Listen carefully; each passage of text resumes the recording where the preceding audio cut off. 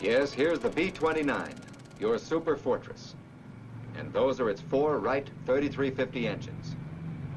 This is the sound of 8,800 horsepower.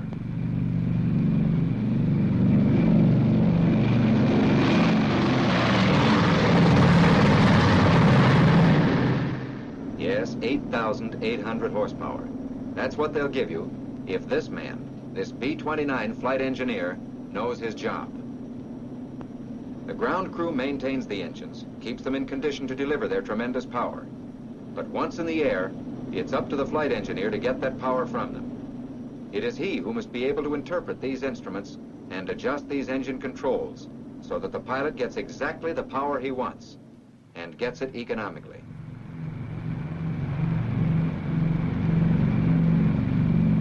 But the flight engineer's job is more than just flying. It begins on the ground, right here, with the other members of the flight crew as they inspect their B-29 before a simulated operational flight. Each man has work to do before the airplane moves off the parking aprons. For example, here's the top gunner preparing his twin 50s for action while the ground crew is servicing the airplane, topping off the gas tanks, getting the fire extinguishers in place for engine starting. And here are the pilot and co-pilot completing their last check before takeoff. But this is the man we're interested in, the flight engineer.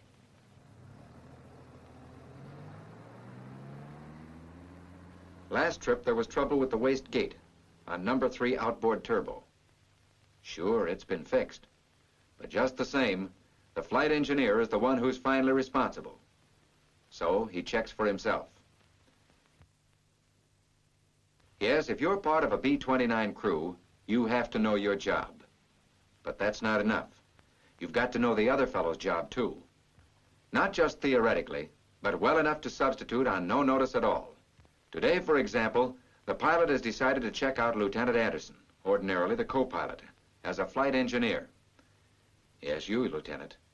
You've been warned about this. Now let's see how well you've prepared yourself. First of all, Mr. Flight Engineer, better get started on the bookkeeping. Well, flight engineer for a day. That's me. It looks like I've got all the dope right here in this clipboard. Forms 1, 1A, Form F, and the flight engineer's log. I guess they'll tell me everything I'll need to know.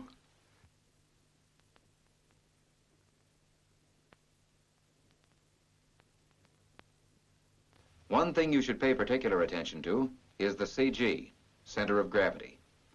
It's 26% of the MAC, which is about right for this loading. Now they're ready to pull the engines through. No, let Anderson do it. He's flight engineer today, remember? Okay, now let's see. What's the first thing I do?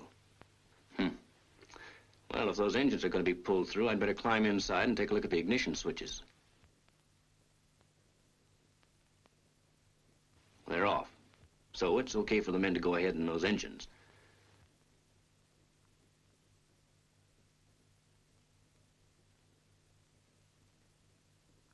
Oh, and while I'm here, I better check the dome and the governor pad. Sometimes they spring oil leaks. This one seems to be okay, but there are 3 more engines to take care of. After the last engine is pulled through, well, what does come next? Oh, sure, the putt-putt. Can't operate without that.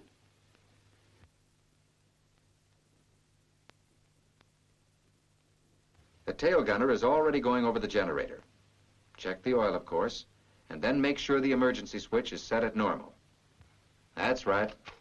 Now it's ready to deliver those 200 amps whenever you need them. As long as I'm back here in this part of the ship anyway, might as well check the toolkits. There they are, underneath the top turret. The seals are unbroken, so that's all right. Everything else okay in here. Next, there's the cabin pressure regulators up in the gun control compartment. See that the lock is off. That means the regulator is in the automatic position. Got to check the lock on the other regulator, too. Now better take a look at the emergency cabin pressure release valve. This one has to be closed. And see there's no loose equipment near to clog it. Well, that's about all there is to check back here. Oh, but one sure thing. I better take a look at the equipment in the bomb bay. Okay, portable emergency motor in flap operating position, right where it belongs. Turbo superchargers are next. Test hood for security. Take a look at the wastegate axle. Should have plenty of play. And no ballooning in the nozzle box.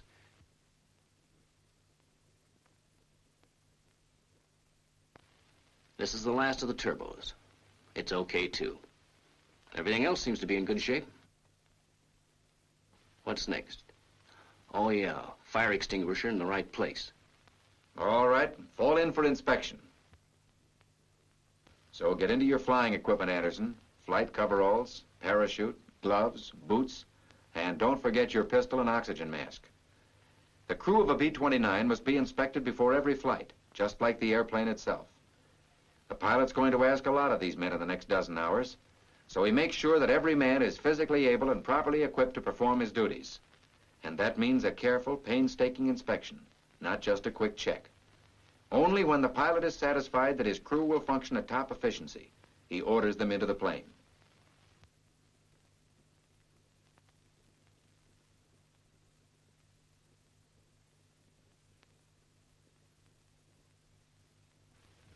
That's right, Lieutenant. The B-29 is big, but it's still crowded inside. So carry in your flight equipment. You can put it all back on again later.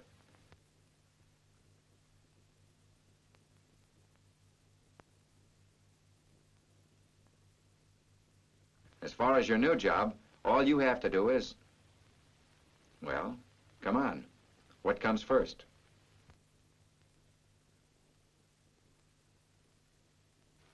What's the matter with me? What have I got a checklist for? Uh-huh. Battery switch. Battery switch on. Next is master ignition switch. Over there. Master ignition switch on. Oxygen equipment?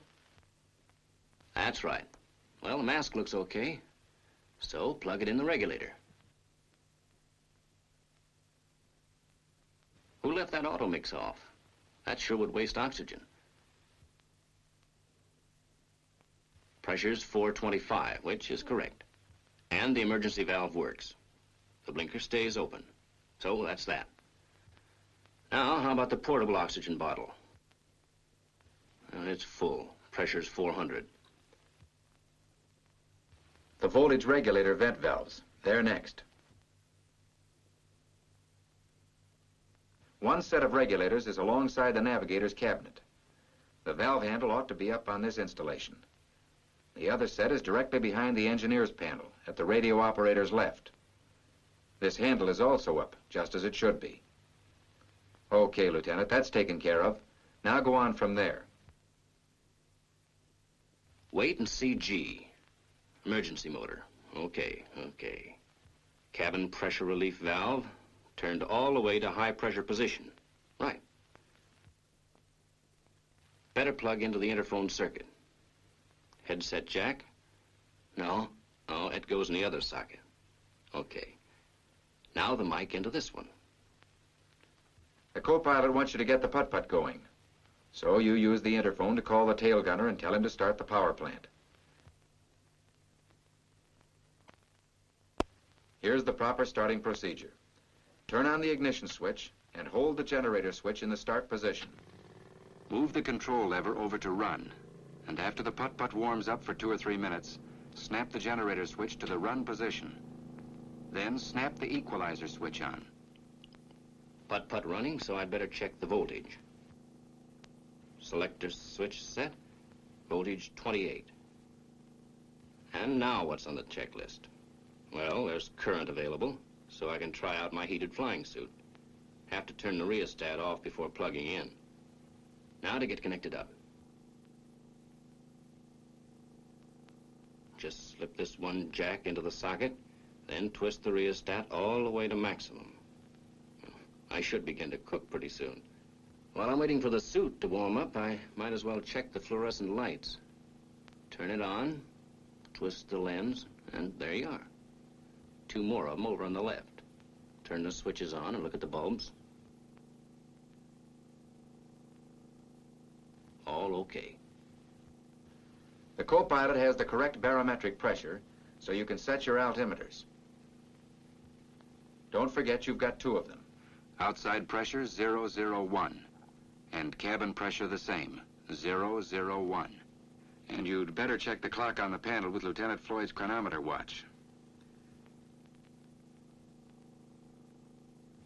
And now I can test the controls. Only maybe first that mixture lock should come off. Mixture controls move easily enough. And these throttles seem to be all right, too. 1, 2, 3, and 4. Okay.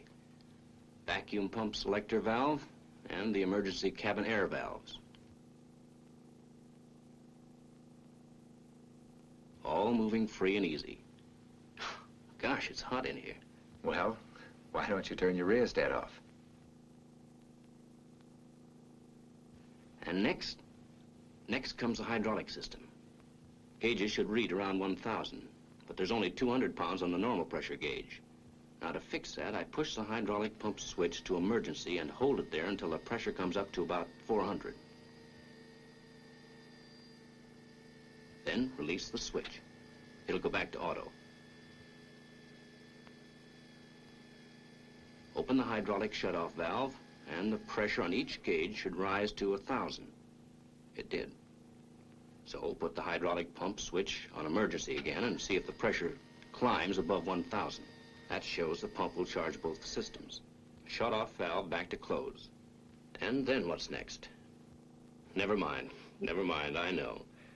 Parking brakes on, wheels chocked fore and aft. How about it, Captain? The pilot has taken care of the parking brake, and he can look at the chocks on the left landing gear. Those on the right are checked by the co-pilot.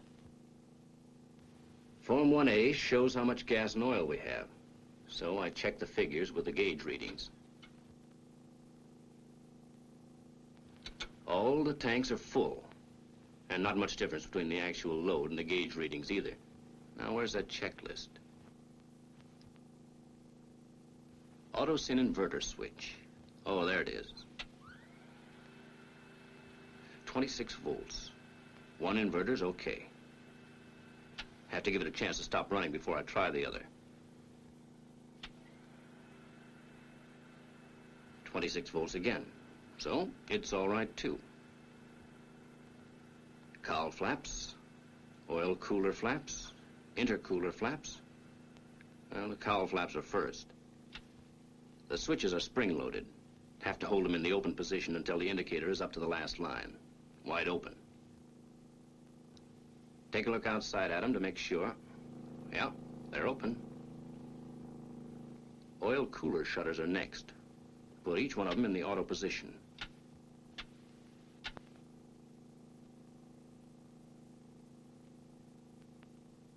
Then the intercooler flaps.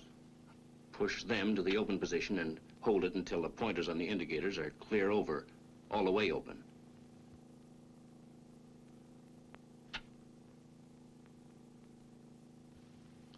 Turbo off, props in high RPM, the pilot's telling you.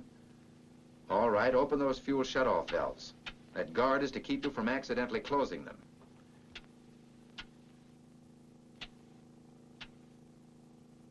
Now turn on the cabin pressure warning switch and you're ready for engine starting. All right, let's get set. Fire extinguisher selector on number 1 engine. Crack the number 1 mixture control and set the fuel booster rheostat to give about 16 pounds fuel pressure.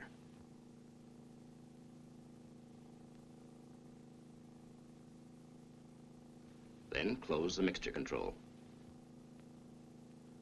That knocks out your fuel pressure for now, but it'll come right back to the correct value when the engine's going, since the rheostat's all set.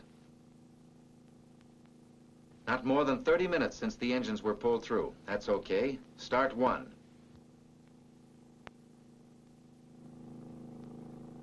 That's right. Crack the number 1 throttle. 1,000 RPM position's about right. And now you're set. Only let's just take a minute to see exactly what switches you're going to use. First, the starter switches. And then, right alongside them, the primer switches. And here's what you do. Hold the number 1 starter switch and accelerate for 15 to 30 seconds. And while you're doing it, watch the load on the putt-putt ammeter. Then turn the starter switch to start. After the propeller has made 2 revolutions, turn the magneto switch to both.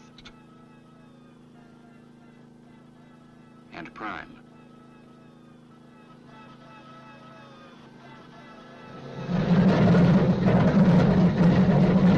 When the engine fires, move the mixture control to auto-rich. Then release the starter switch at once, but continue to prime intermittently until the engine is running smoothly.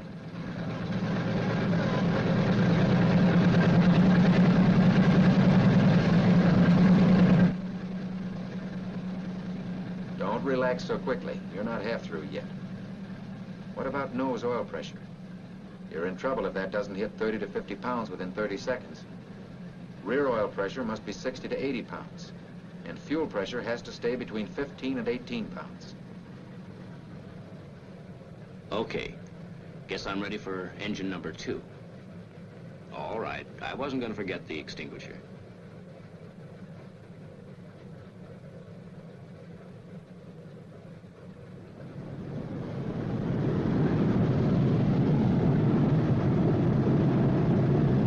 Well, by now you ought to be an old hand at starting engines. So let's see how smoothly you can do it. Fire extinguisher. Accelerate 15 to 30 seconds. Then snap it to start. After 2 revolutions, magneto switch to both, and prime.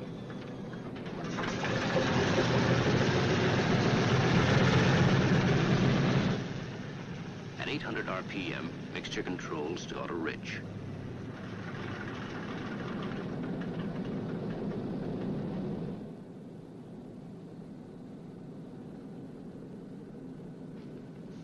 You needn't look so surprised. That's a new engine they just put in there. Maybe it's a little bit cranky.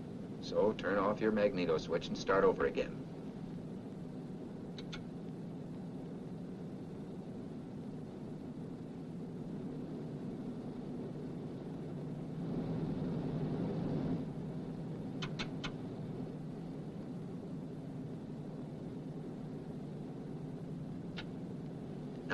No. You forgot to move number 4 mixture control back to idle cutoff. Take a look at that gurgle tube out there. Now you'll have to blow all that excess gasoline out of the engine. Set the mixture control and switch off the ignition.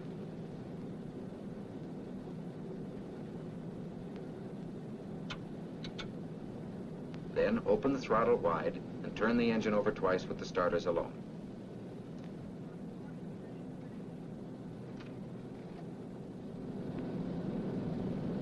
Now you can go ahead and start number 4. But first give that starter a few seconds to cool off.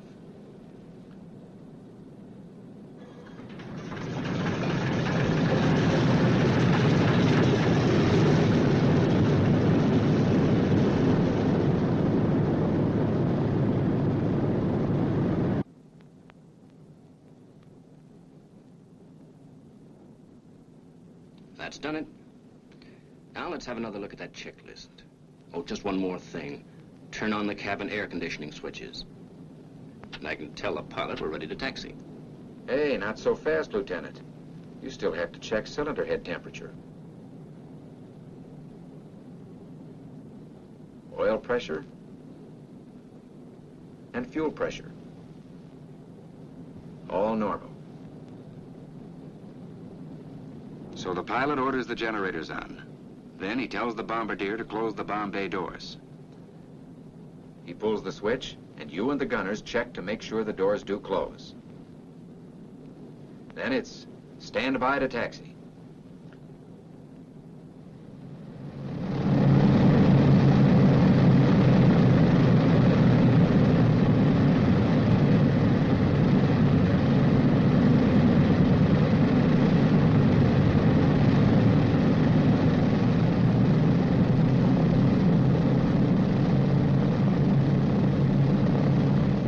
airplane reaches the runway, the engines must be checked.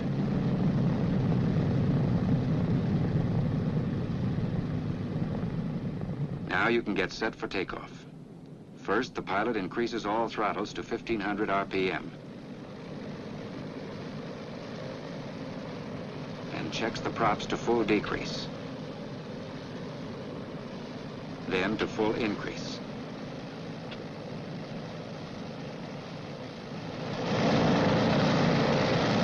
While he's doing that, check all the generators. Output voltage and amperage okay. So turn the generators off. Now that props and generators check out, the pilot pulls the throttles back to 700 RPM and tells you to check the magnetos. Advance number 1 throttle to 2000 RPM. Magneto switch to right. RPM should drop a little. Anything less than 100 is okay. Then back to both. And try the left magneto. 50 RPM drop again. That's all right. Back to both and return the number 1 throttle to 700 RPM. Go through the same procedure on all the other engines, one at a time.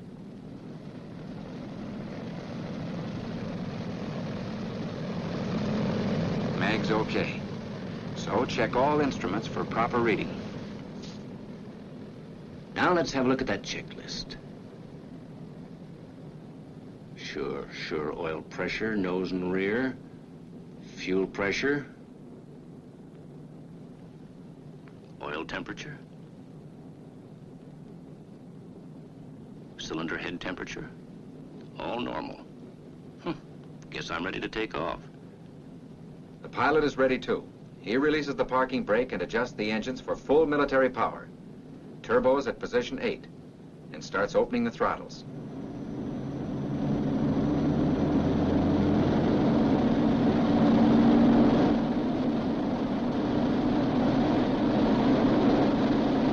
And here's where you really get busy. Start the cowl flaps closing. Turn on the fuel booster pumps. Switch on each of the 6 generators as soon as you're up to 1400 RPM. Since no power check has been made, the co-pilot and engineer keep a close watch on RPM and manifold pressure during the first third of takeoff.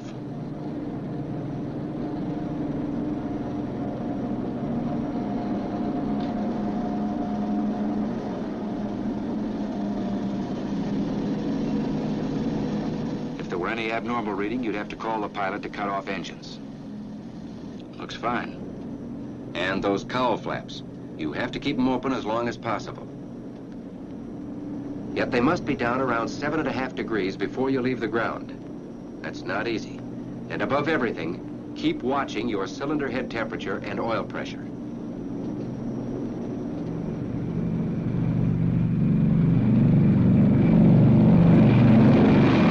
Of course, the pilot makes sure to put the wheel brakes on before the gears are retracted. As soon as you've got safe flying speed, you can open the cowl flaps as much as 10 degrees. But don't do it unless the cylinder heads are getting hot. And now the pilot can reduce power. He's still climbing, so he sets up condition 2.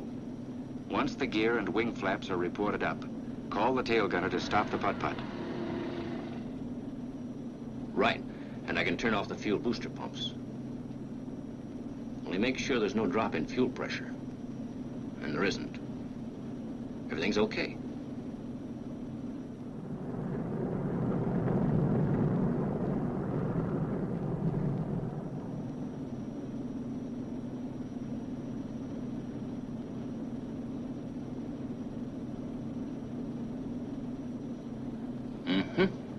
Guess we cruise here. 10,000 feet. Yes, the pilot has leveled off and is now setting up cruising conditions. 2100 RPM and 31 inches manifold pressure. That's cruising power. You can see it yourself. Now I get busy. Turbos are off, so intercooler flaps ought to be closed. Then the mixture controls to auto lean. Tell the pilot, and do it. Easy does it with those controls. Jiggle them a bit until they snap into the detent position. And then lock them. Now cylinder head temperature. So I can close the cowl flaps a bit without raising the head temperatures. Wait a minute. This is no time for the flight engineer to rest. You've got to keep your eye on those gauges every minute. So let's check again just what you have to watch. Nose oil pressure, 30 to 50 pounds. Rear oil pressure, 60 to 70 pounds. Fuel pressure, 15 to 18 pounds. Cylinder head temperatures, not more than the maximum limit. And oil temperature, under 91. Okay. Okay. What's the checklist say? Uh-huh. Look at the generators every 30 minutes. Output voltage not to exceed 28. And the ammeter should kick over about the same amount for each generator. They're charging evenly, all right. That's the 6 of them.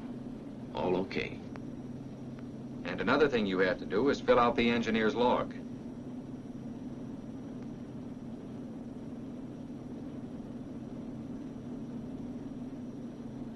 You must record percentage of power used, airspeed, rate of climb, free air temperature, pressure altitude, cowl flap setting.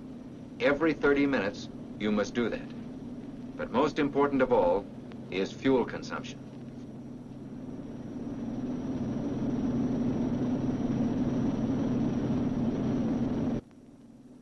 So now, after nearly 10 hours of flight, you know where you stand.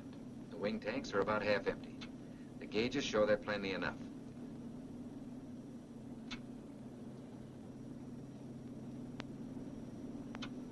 There's plenty of gas in the bomb bay tanks, though. So let's get it out to the wing tanks where it will be some use. All right. One fuel transfer valve at rear bomb bay position. Other at the number 4 wing tank position. Then turn on the fuel transfer switches. Pulling these two toward me makes the pump transfer from right to left. Then I just watch the gauge. When the needle shows that number 4 is full, turn the switches off.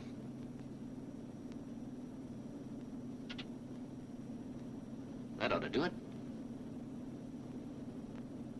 That's fine. But look what the pilot has to do to keep that wing up, and that's a dangerous condition. So now, move the right fuel transfer valve to the number 1 wing tank position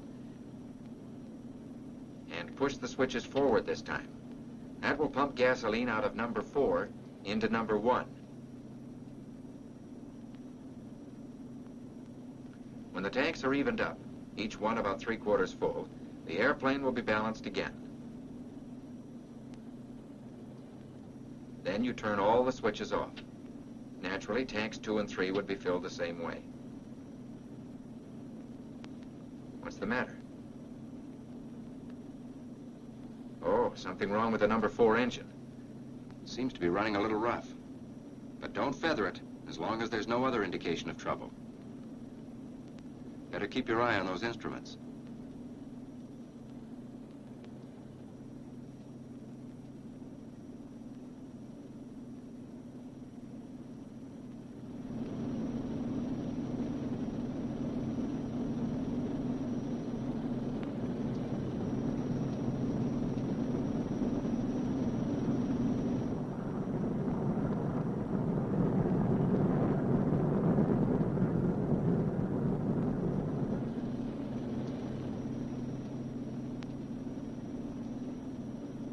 Now your flight is almost over.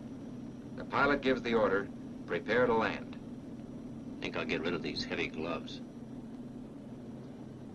You've got plenty to do. Yeah. First, tell the tail gunner to start the putt-putt.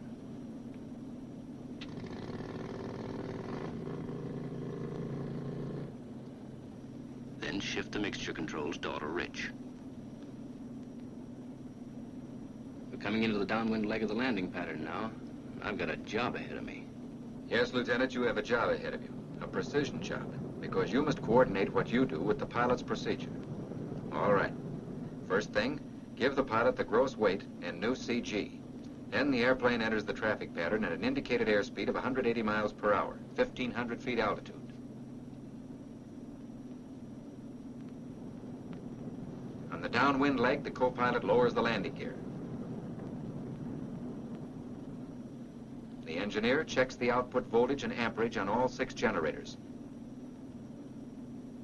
and turns on the fuel booster pumps. The pilot turns the turbo boost control all the way up to position 8. It sets the props to 2,400 RPM. Since turbos are now on, the engineer must open the intercooler flaps. Check hydraulic pressure. And set the cowl flaps to keep cylinder head temperatures between 150 and 160 degrees. The co-pilot lowers the wing flaps 25 degrees. And you keep your eye on cylinder head temperature. Just before lowering the wing flaps all the way, airspeed should be between 150 and 160, altitude 1,000. After the flaps are down, airspeed should be 30 miles per hour above stalling speed. Check hydraulic pressure again. You'll need it soon. And keep watching cylinder head temperature and oil pressure. And now you're almost on the ground. The B-29 lands at 90 to 110 miles an hour.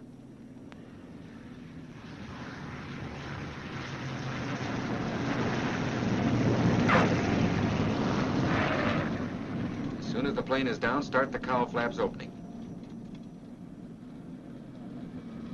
When the wing flaps are up, turn the generators off.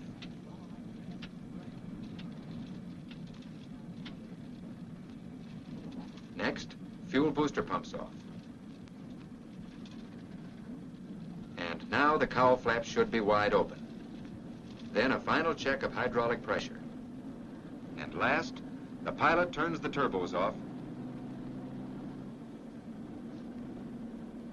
and sets the props to full increase position.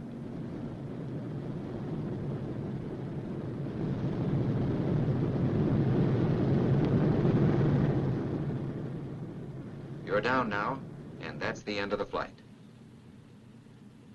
And a tough one, too. Can't say I'm sorry to get out of this seat. Not quite so fast, Lieutenant. You're not through yet. The engines are still running. You started them. You stopped them. Throttle back to 700 RPM. After head temperatures have dropped to 190, make a complete mag test. Open the bomb bay doors, then mixture controls to idle cutoff. When the engines have stopped, open all throttles wide. Order the auxiliary power plant stopped. Then turn off all the switches. Magnetos, master ignition, battery, and inverter switch. Check the parking brake. It shouldn't be set until the brake drums are cool. And after you've made sure that the wheels are chocked fore and aft, you're ready for inspection. Yes, there's an after-flight inspection, too.